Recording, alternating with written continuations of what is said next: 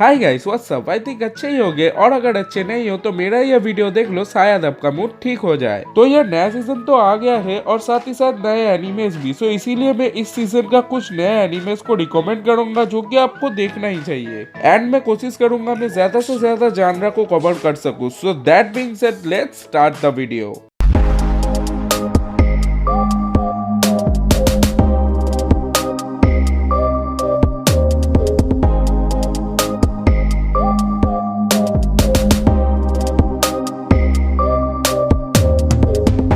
पहले नंबर पे जो एनिमे आता है वो है Jujutsu Kaisen. And I must say ये anime episode by episode evolve हो रहा है। वेल इस एनिमे के ऊपर मैंने अलग सा एक डिटेल रिव्यू करके रखा है, सो आप चाहो तो वो वीडियो देख सकते हो। बट अभी मैं इस एनिमे के बारे में थोड़ा सा बता देता हूँ। तो एनिमे का जो मेन प्रोटैगनिस्ट है यूजी इतादोरी, वो एक इंसिडेंट के चलते एक कर्स स्पिरिट का उंगली कंज्यूम करके किंग ऑफ कर्स स्पिरिट का होस्ट बन जाता है। But in order to kill the king of curse spirit, उसे बाकी के 19 उंगलियां भी कंज्यूम करना पड़ेगा उस कर्स स्पिरिट का। आई नो सुनने में थोड़ा अजीब लग रहा होगा, बट इसका यही यूनिक कॉन्सेप्ट ही इस एनिमे को इंटरेस्टिंग बनाता है। सो आगे जाके इस एनिमे में क्या होता है और कैसे स्टोरी बिल्ड होता है, ये सब चीजें जानने के लिए आपको ये एनिमे देखना पड़ेगा। और इसके अलावा इस एनिमे का एनिमेशन भी बहुत अच्छा है। आफ्टर ऑल मापा स्टूडियो ने इसे एनिमेट किया है, तो अच्छा तो होगा ही। इस एनिमे में आपको सॉर्सरी, सुपरनेचुरल पावर्स, बहुत सारे uneasy and horror elements, amazing action, Gojo Satoru का फ्लेक्सिंग, ये सब देखने को मिलेगा। और एक चीज मुझे बहुत अच्छा लगा इस एनिमे का, जो कि है इसका कॉमेडी एस्पेक्ट। इसमें आपको फोर्स कॉमेडी नहीं देखने को मिलेगा, आपको जेन्युइनली हंसी आएगा इसका कॉमेडी सीन्स देख के। एंड इसमें आपको सीरियस सिचुएशन में भी कभी कभी कॉमेडी देखने को मिलेगा। एंड ट्रस्ट मी, ये एस्पेक्ट उस सिचुएशन को बिगाड़ता भी नहीं है, बिकॉज ये बहुत जल्दी कैचअप कर लेता है उस सिचुएशन के सीरियसनेस के साथ। ये anime action, horror, demon, supernatural, shonen genre का एनिमे है। ये एनिमे 24 एपिसोड का होने वाला है, जिसमें से 7 एपिसोड ऑलरेडी रिलीज हो चुका है। सो आपको ये एनिमे जरूर ट्राई करना चाहिए। एंड लास्ट में मैं एक ही चीज कहना चाहूंगा, जो लोग इस एनिमे को ऑलरेडी देख रहे हैं, dam Gojo Satoru is badass. Next जो एनिमे आता है उसका नेम है नोब्लेस। तो tower of God and God of high school के बाद और एक मानवा का एनिमे एडेप्टेशन आता है जो कि है नोब्लेस। सो पहले इसके प्लॉट के बारे में थोड़ा बात कर लेते हैं। तो इसका जो मेन कैरेक्टर है राइजेल, वो एक प्योर ब्लडेड नोबल है, जो कि कह सकते हो कि एक वैम्पायर है, बट ये नॉर्मल वैम्पायर से बहुत अलग है। इसे धूप में निकलने में परेशानी नहीं होता एंड ना ही ये ह्यूमंस की ब्लड सोखता है, उल्टा तो ये ह्यूमंस को प्रोटेक्ट करता है। सो ये राइजेल एक दिन अपने 820 साल की नींद से उठता है एंड उठने के बाद उसका जो सर्वेंट होता है फ्रैंकनस्टीन, उसे उसके फाउंडर स्कूल में एडमिट करा देता है, जिससे कि राइजेल करंट एरा की ह्यूमंस एंड ह्यूमंस के तौर तरीकों से वाकिफ हो सके। एंड इसके अलावा यहाँ पे यूनियन नेम का एक सीक्रेट ऑर्गेनाइजेशन भी होता है, जो कि पूरे वर्ल्ड पे राज करना चाहता है। एंड इसके चलते वो लोग मॉडिफाइड ह्यूमंस भी बनाता है, जो कि काइंड ऑफ कह सकते हो क्रिस 3 के तरह है। तो अब राइजेल जो कि ह्यूमंस को प्रोटेक्ट करना चाहता है एंड ह्यूमंस के तौर तरीके सीखना चाहता है, एंड एक ऐसा और जो कि पूरे वर्ल्ड पे राज करना चाहता है, वो दोनों जब आमने सामने आएगा तब क्या होगा, वो चीज आपको देखने में मजा आएगा। और जैसे कि मैंने पहले ही बताया था, राइजेल एक प्योर ब्लडेड नोबल है, सो इसके चलते उसके पास सुपरनेचुरल पावर्स भी है।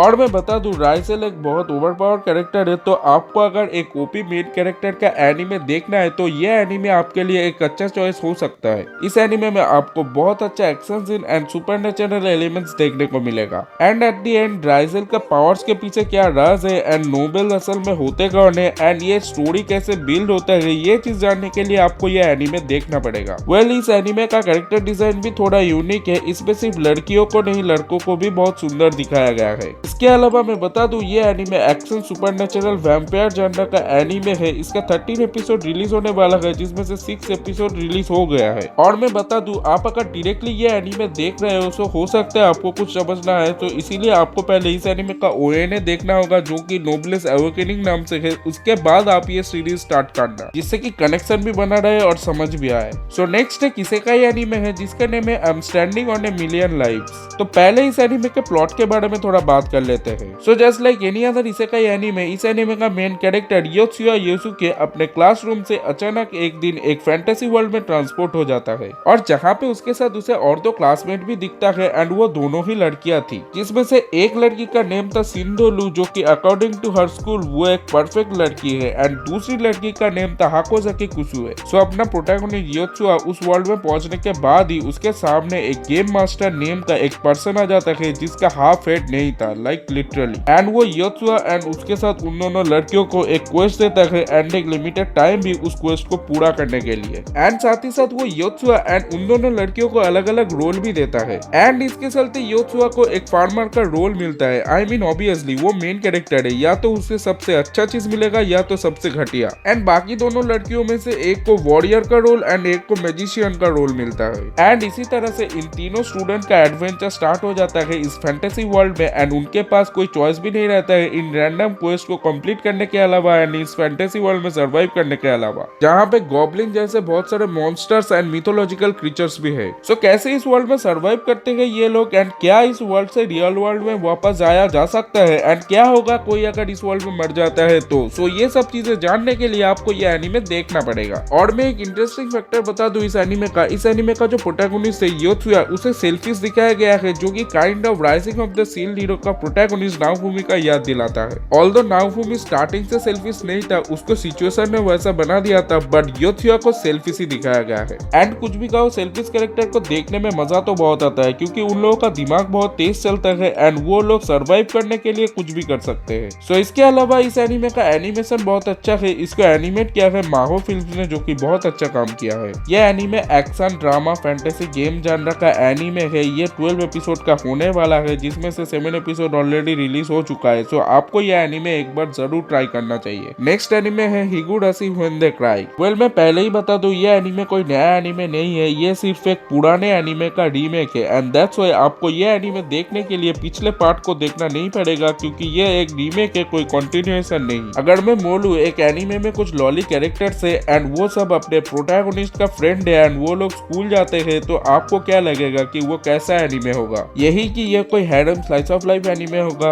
वेल मुझे भी ऐसा लगा था इस एनीमे का पोस्टर देख के, बट गेस व्हाट, ये कोई normal slice of life harem anime नहीं है, ये एक horror psychological murder mystery anime है। और ये चीज ये लोग एनीमे के स्टार्टिंग से ही बहुत क्लियरली बता देते हैं कि ये एनीमे डार्क होने वाला है। तो पहले इसका प्लॉट को थोड़ा एक्सप्लेन कर देता हूँ। तो इस एनीमे का जो प्रोटैगनिस्ट है केइची माइवारा, वो नया हिनामिजावा विलेज में अपने न्यू होम में शिफ्ट होता है एंड वहाँ पे वो कुछ लड़की फ्रेंड्स भी बनाता है। वैसे तो इस विलेज का एनवायरनमेंट शांत एंड रिफ्रेशिंग था, बट कुछ टाइम बीतने के बाद केइची को रियलाइज होता है कि इस विलेज के बारे में कुछ तो ठीक नहीं है, कुछ तो स्ट्रेंज है। इस विलेज के लोग, इवन केइची के फ्रेंड्स भी कोई बहुत बड़ा सीक्रेट छुपा रहा है। तो क्या है वो डार्क मिस्ट्री एंड क्या होगा जब वो मिस्ट्री पूरी तरीके से रिवील होगा? तो वो चीज जानने के लिए आपको ये एनीमे देखना पड़ेगा। इस एनीमे में आपको बहुत सारे ब्लडी अनईजी सीन्स देखने को मिलेगा, तो अगर आप उस टाइप के एनीमे या फिर कुछ भी शोज नहीं देखते हो तो आपको मैं रिकमेंड करूंगा इससे दूर ही रहो। इस एनीमे में आपको सडन टोन चेंज देखने को मिलेगा, लाइक नॉर्मल कोई मूवमेंट चल रहा है, सब लोग नॉर्मली बात कर रहे हैं एंड अचानक ही कोई एक कैरेक्टर डार्क टोन में बात करने लग जाता है, like this.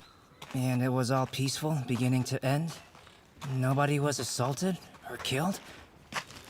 No one. See you tomorrow.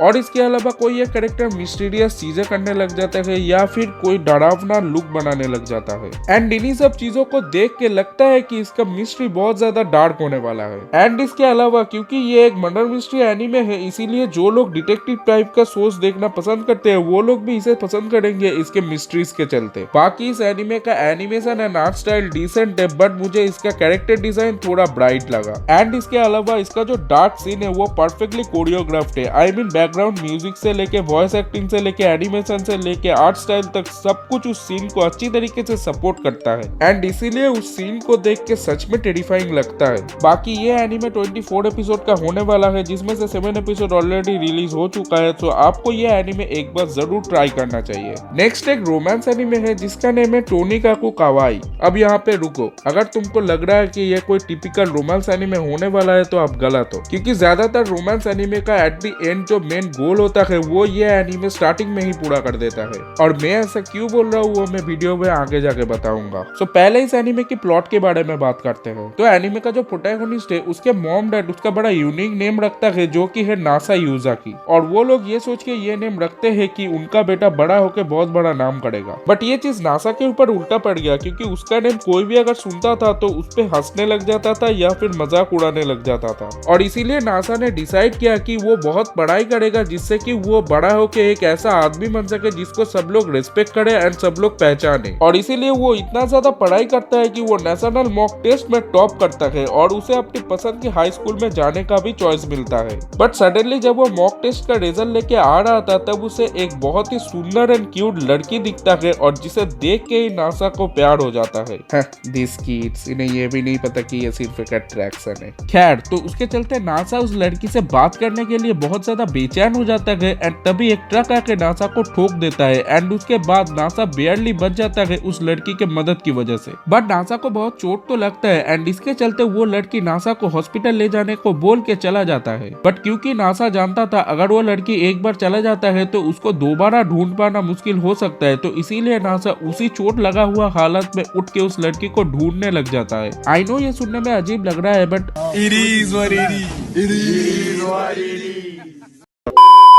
तो नासा उस लड़की को ढूंढ के प्रपोज कर देता है एंड वो लड़की भी एक बार में ही वो प्रपोजल एक्सेप्ट कर लेता है एक कंडीशन पे कि उसके साथ नासा को शादी करना पड़ेगा। एंड नासा भी उस कंडीशन को एक्सेप्ट कर लेता है एंड उसके बाद वो लड़की चला जाता है एंड नासा भी एक रिस्पेक्टेड इंसान बनने का सपना छोड़ के एक स्टोर पे काम करने लग जाता है एंड उस लड़की को ढूंढने लग जाता है। एंड कुछ साल बाद अचानक फिर से वो लड़की नासा से मिलने आता है एंड उसको शादी करने को बोलता है एंड उसके बाद उन दोनों का शादी भी हो जाता है। एंड में यही अल्टीमेट गोल के बारे में बात कर रहा था जो कि ज्यादातर रोमांस एनिमे का होता है एंड ये एनिमे ये चीज पहले ही कर देता है। सो देख ही सकते हो इसका स्टार्टिंग ही कितना यूनिक है। बट ये पूरा इंसिडेंट बहुत सारा क्वेश्चन छोड़ जाता है जैसे कि ये लड़की कौन है, कहाँ से आया है और इस शादी के बाद क्या होगा क्योंकि ये दोनों ही अपने पेरेंट्स को बिना बताए ये शादी किया है। एंड दैट्स व्हाई इन दोनों को क्या क्या दिक्कतें उठाना पड़ सकता है वो सब जानने के लिए आपको ये एनिमे देखना पड़ेगा। वेल इस एनिमे का खास बात यह है कि इस एनिमे का स्टार्टिंग ही ऐसी जगह से हुआ है जहाँ से इस एनिमे को बहुत डायरेक्शन में खींचा जा सकता है। तो कैसे इस एनिमे का स्टोरी बिल्डअप होता है वो चीज देखने में आपको मजा आएगा। बाकी इस एनिमे का sound tracks and background music जैसा कि एक रोमांस एनिमे का होना चाहिए वैसा ही है, स्मूथिंग एंड हार्टवार्मिंग। इस एनिमे का एनिमेशन एंड आर्ट स्टाइल ठीक ठाक ही था बट इस एनिमे का विजुअल्स मुझे बहुत प्यारा लगा। बाकी कॉमेडी तो आपको देखने को मिलेगा ही। सो ओवरऑल आपको अगर एक यूनिक रोमांस एनिमे देखना है with the masala of comedy then you should try this anime. ये anime comedy romance shonen anime है। इसका 12 एपिसोड रिलीज होने वाला है जिसमें से 7 एपिसोड ऑलरेडी रिलीज हो चुका है। सो नेक्स्ट एनिमे आता है आकुदामा ड्राइव। वेल अगर बात करा जाए फॉल 2020 के एनिमे की तो ये anime one of the unique anime से एक है। इवन मैं ये भी कह सकता हूँ कि ये एनिमे कुछ चीजों में जुजुत्सु काइसेन को भी टक्कर दे सकता है जैसे कि animation, action scenes, visuals and etc। सो पहले इस एनिमे के प्लॉट के बारे में बात करते हैं। तो बहुत साल पहले जापान में कांतो एंड कांसाई के बीच में एक वॉर होता है जिसके चलते जापान डिवाइड हो जाता है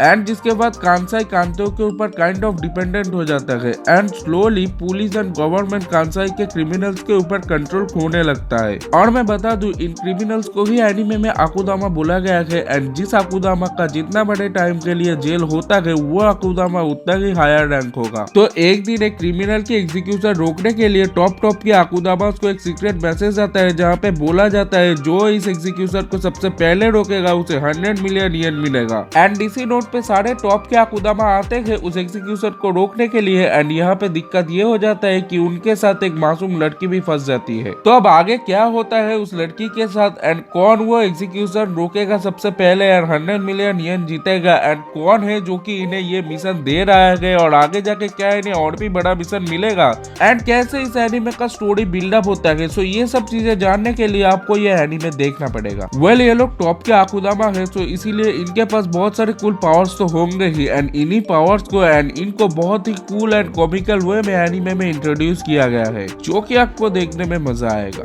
इसके अलावा यह एनीमे फ्यूचर के ऊपर बेस्ड है, तो इसीलिए आपको बहुत सारे अपग्रेडेड टेक्नोलॉजी तो जरूर देखने को मिलेगा। इस एनीमे का एनिमेशन काफी अच्छा है, बट इस एनीमे का कैरेक्टर डिजाइन पर्सनली मुझे उतना अच्छा नहीं लगा। बट है, इस एनीमे का कॉन्सेप्ट एंड बाकी चीजें बहुत अच्छा है, तो इसीलिए मैं इस एनीमे को ड्रॉप तो नहीं करने वाला हूँ, मैं देखूंगा। इस एनीमे का सबसे बड़ा प्लस पॉइंट है इस एनीमे का विजुअल्स, एंड साथ ही साथ इस एनीमे का एक्शन भी बहुत फाड़ है। इसमें आपको अलग अलग लोग अपनी ही अलग अलग स्टाइल में फाइट करते हुए नजर आएगा, जो कि देखने में काफी एंटरटेनिंग होता है। बाकी ये एनीमे एक्शन साईफाई जनर का एनीमे है। इसका 12 एपिसोड रिलीज होने वाला है, जिसमें से 7 एपिसोड ऑलरेडी रिलीज हो चुका है। एंड एट द एंड मैं यही बोलूंगा कि इस एनीमे का पोटेंशियल काफी अच्छा है, तो इसीलिए आपको ये एनीमे जरूर ट्राई करना चाहिए। नेक्स्ट एनीमे एक स्पोर्ट्स एनीमे है, जिसका नेम है ताइसो जामुराई। वेल, ये एक जिम्नास्टिक स्पोर्ट्स एनीमे है। अब देखो, एनीमे में कोई भी स्पोर्ट्स हो मजा तो आता है। आई मीन स्पोर्ट्स एनीमे में लास्ट सेकंड तक क्या होगा वो तुम प्रेडिक्ट नहीं कर सकते, और स्पोर्ट्स एनीमे ये चीज अच्छी तरीके से दिखाता है कि स्पोर्ट्स में ना ही उतना ज्यादा लक काम आता है, एंड ना ही यहाँ पे सडनली कोई मिरेकल हो जाता है। यहाँ पे सिर्फ हार्ड वर्क काम आता है, एंड तुम अपने हार्ड वर्क से ही मिरेकल कर सकते हो। एंड दैट्स व्हाई ये चीज स्पोर्ट्स एनीमे में हर बार दिखाया जाता है कि if you are not good enough you are going home. And इन्हीं सब चीजों की वजह से मुझे स्पोर्ट्स एनीमे देखने में बहुत मजा आता है। सो विद दैट सेड, पहले इस एनीमे का प्लॉट के बारे में थोड़ा बात करते हैं। तो सन 2002 में जिम्नास्टिक बहुत फेमस स्पोर्ट्स होता है ऑल अराउंड द वर्ल्ड में, एंड जापान उस टाइम पे स्पोर्ट्स में काफी अच्छा भी था। तो हमारा जो मेन प्रोटैगनिस्ट होता है वो एक जिम्नास्ट होता है, एंड एक फॉर्मर जापानीज रिप्रेजेंटेटिव भी होता है जिम्नास्टिक का। बट वो अपने बहुत सारा टाइम जिम्नास्टिक में स्पेंड करने के बाद भी जिम्नास्टिक में कोई एक्सपेक्टेड परफॉर्मेंस नहीं कर पाता है, और इसके चलते उसका कोच भी उसे रिटायर होने के लिए बोलता है। बट आगे जाके कुछ ऐसा इंसिडेंट होता है या फिर कोई सर्टेन एनकाउंटर होता है, जिसके चलते वो फिर से वापस ही करता है जिम्नास्टिक में। तो क्या था वो इंसिडेंट या फिर वो सर्टेन एनकाउंटर, एंड क्या हमारा प्रोटैगनिस्ट इस कमबैक के बाद भी कुछ एक्सपेक्टेड रिजल्ट ला पाता है, वो जानने के लिए आपको ये एनीमे देखना पड़ेगा। वेल, इस एनीमे में आपको बहुत सारी कूल जिम्नास्टिक मूव्स तो जरूर देखने को मिलेगा, एंड साथ ही साथ इस एनीमे का एनिमेशन एंड आर्ट स्टाइल भी काफी अच्छा है। एंड वैसे भी इसको एनिमेट किया है मापा स्टूडियो ने, तो सोच ही सकते हो इसका एनिमेशन कैसा होगा। और ऊपर से ये लोग यूडी और आइस जैसे स्पोर्ट्स एनीमे को एनिमेट किया है, तो ये लोग जानते हैं कि स्पोर्ट्स एनीमे को कैसे एनिमेट किया जाता है।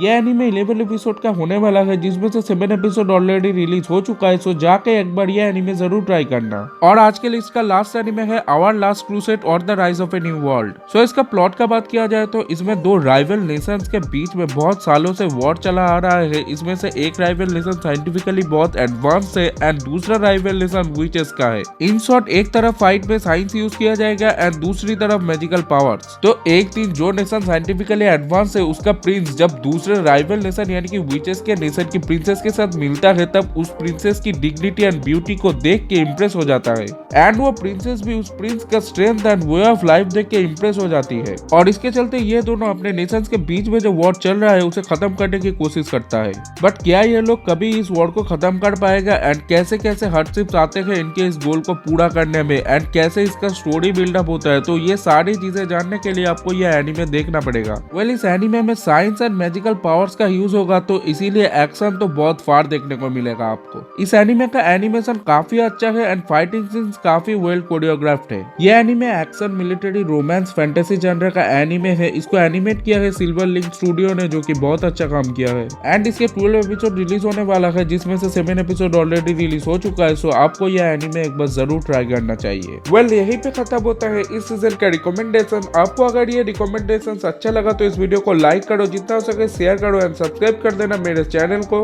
एंड यार, ये क्या है, आप मेरा वीडियोस देख रहे हो लेकिन सब्सक्राइब नहीं कर रहे हो, सब्सक्राइब कर दो यार अगर आपको मेरा वीडियोस अच्छा लग रहा है तो। बाकी मैं मिलता हूं आपसे अगली वीडियो में, तब तक के लिए bye. Drop top, smoking, no cooking, the hot box.